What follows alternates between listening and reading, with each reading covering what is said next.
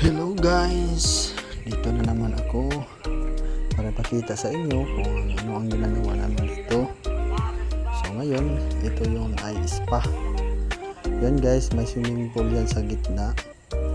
At yan, ready na yung mga bakal para sa beam.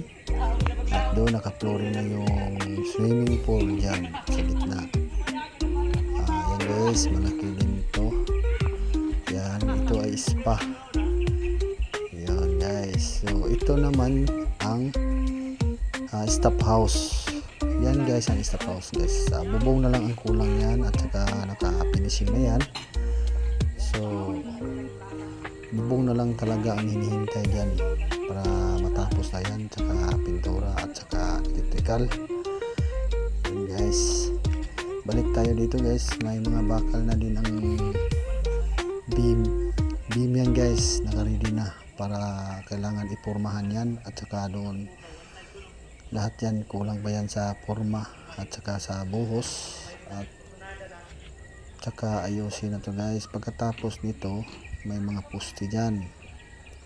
Yan guys ang septic tank. Thank you for watching guys.